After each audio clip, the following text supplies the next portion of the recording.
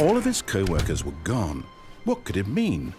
Stanley decided to go to the meeting room. Perhaps he had simply missed a memo.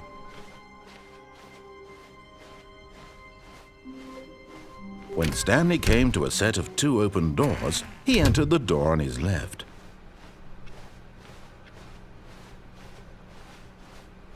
Yet there was not a single person here either. Feeling a wave of disbelief, Stanley decided to go up to his boss's. Coming to a staircase, Stanley walked upstairs to his boss's office.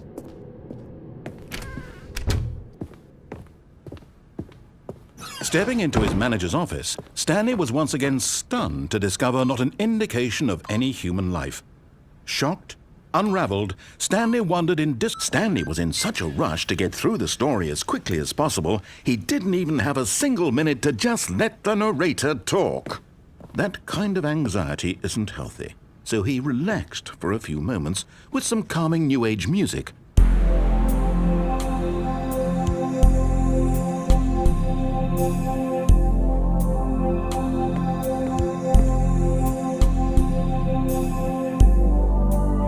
Feeling soothed and rejuvenated, Stanley calmly walked forward into the opened passageway.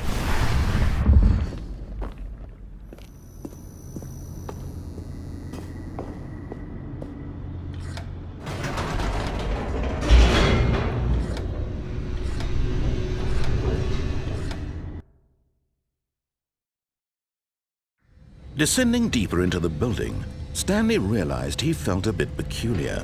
It was a stirring of emotion in his chest, as though he felt more free to think for himself, to question the nature of his job.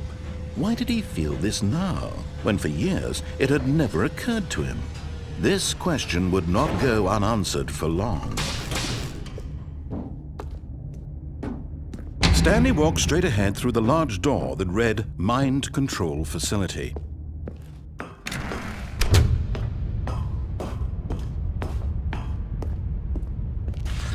The lights rose on an enormous room packed with television screens. What horrible secret did this place hold? Stanley thought to himself. Did he have the strength to find out?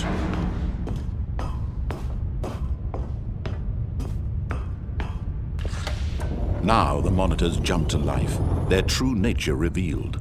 Each bore the number of an employee in the building, Stanley's co-workers.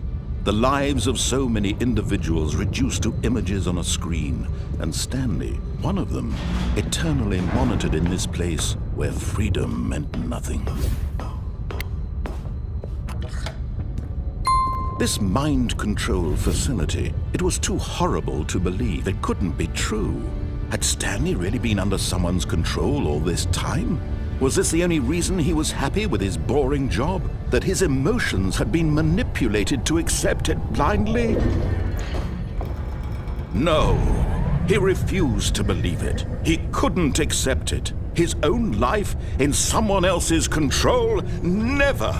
It was unthinkable, wasn't it? Was it even possible? Had he truly spent his entire life utterly blind to the world? But here was the proof, the heart of the operation. Controls labeled with emotions, happy or sad or content.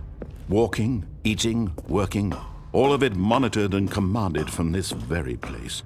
And as the cold reality of his past began to sink in, Stanley decided that this machine...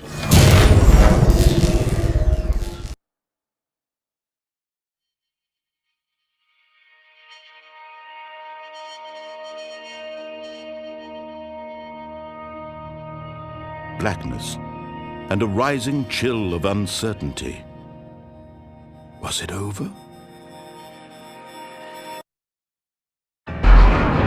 Yes!